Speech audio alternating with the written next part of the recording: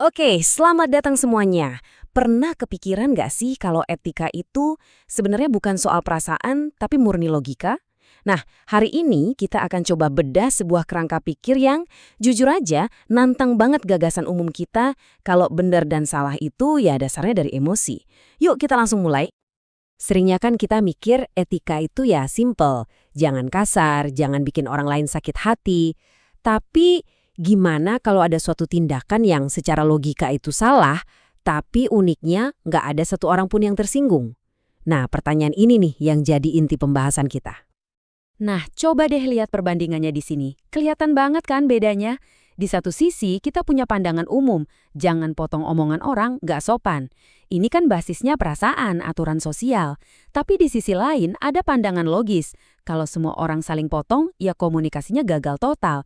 Ini bukan soal sopan nggak sopan lagi, tapi soal konsekuensi logis.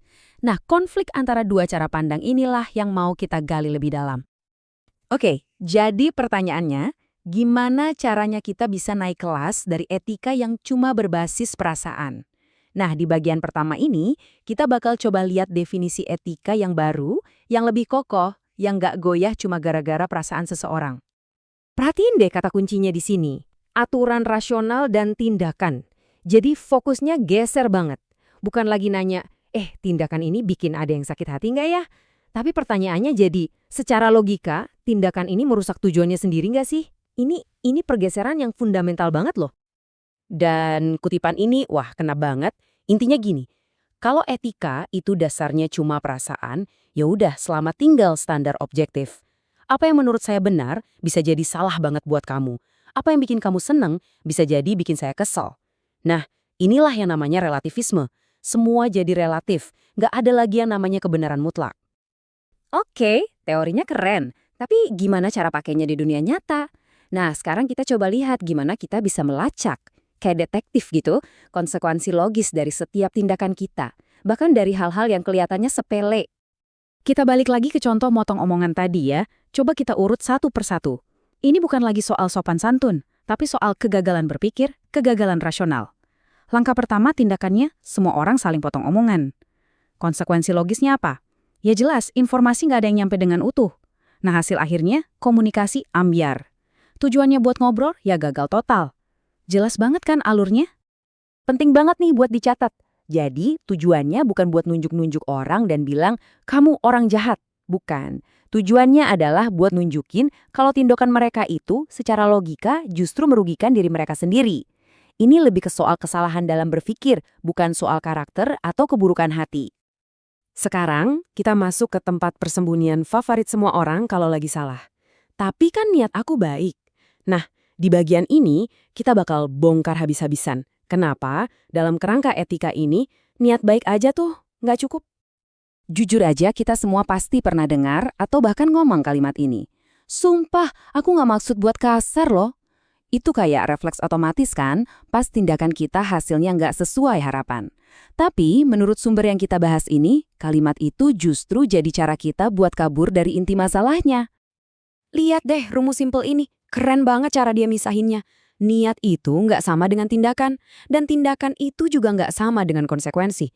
Jadi apa yang ada di kepala kamu, apa yang kamu lakuin, dan apa hasil dari yang kamu lakuin, itu tiga hal yang benar-benar terpisah, nggak bisa dicampur aduk. Terus yang dinilai apa dong? Nah, menurut kerangka ini, yang jadi fokus penilaian itu adalah hal-hal yang bisa dilihat, yang bisa diukur, yaitu tindakan dan konsekuensinya. Titik. Niat baik seseorang yang cuma ada di dalam hati dan pikiran, itu nggak bisa diverifikasi. Jadi ya nggak bisa dijadiin dasar buat penilaian etis. Oke, sejauh ini kita udah ngomongin etika sebagai sebuah sistem logika. Keren. Tapi ini pasti bikin kita mikir. Oke, terus logikanya ini datang dari mana? Standar kebenaran objektifnya itu sumbernya apa?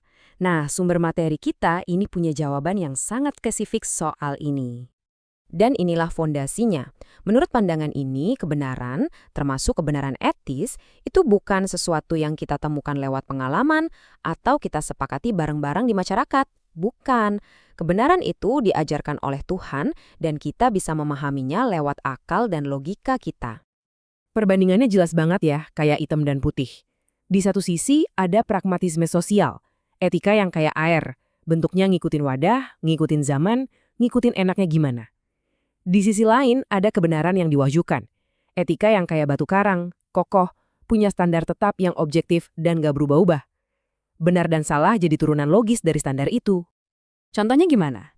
Balik lagi ke soal motong omongan tadi. Dalam kerangka ini, itu salah bukan cuma karena nggak sopan, tapi karena itu bertentangan dengan prinsip keteraturan ilahi.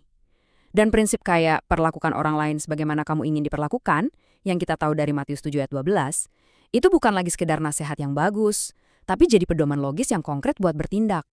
Kutipan dari Yesaya ini benar-benar jadi semacam peringatan keras ya.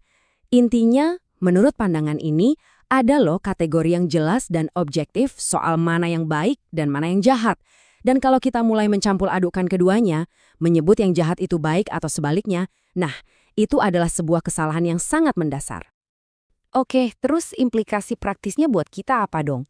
Gimana cara kita bawa pemahaman ini ke kehidupan sehari-hari? Nah, di bagian terakhir ini, kita akan lihat gimana cara pandang ini bisa membingkai ulang cara kita berkomunikasi dan berperilaku. Ini nih perbedaan yang penting banget. Tegas itu beda sama kasar. Kamu bisa banget bersikap tegas buat mempertahankan sebuah prinsip tanpa harus jadi kasar atau nyerang pribadi orang lain. Tegas itu soal berpegang pada prinsip. Kalau kasar, itu udah masuk ranah emosi negatif dan niat buruk. Sama juga kayak ini. Komunikasi yang jelas itu nggak sama dengan komunikasi yang emosional. Jelas itu artinya pesannya logis, terstruktur, dan didasari kebenaran. Kalau komunikasi yang emosional, seringnya malah bikin kabur. Kebenarannya jadi ketutup sama perasaan yang naik turun. Dan kutipan dari Kolose ini ngasih kita keseimbangan yang pas banget. Ya, perkataan kita harus didasari kebenaran, harus logis, tapi harus selalu disampaikan penuh kasih. Ini bukan berarti kita jadi robot yang kaku dan gak punya perasaan. Justru ini panggilan untuk jadi bijaksana dalam menyampaikan kebenaran. Jadi, kalau kita simpulkan, argumen dari sumber ini tuh sebenarnya bilang kalau kegagalan etis itu bukan karena aturannya susah atau ribet. Aturannya justru logis dan sederhana. Masalah utamanya ada di kitanya. Kita nggak mau berpikir lurus, nggak mau tunduk sama kebenaran yang sebenarnya udah jelas. Dan kita tutup dengan kutipan yang paling menusuk ini. Masalah etika itu katanya bukan kurang empati, tapi penolakan untuk tunduk pada kebenaran yang sudah jelas. Ini benar-benar sebuah tantangan buat kita ya. Coba kita renungkan. Jangan-jangan masalah etika yang kita lihat setiap hari itu bukan karena orang kurang perasaan atau kurang pintar, tapi karena ada penolakan yang disengaja terhadap sebuah standar kebenaran yang udah ada di depan mata. Pertanyaan yang bagus untuk jadi bahan pikiran kita.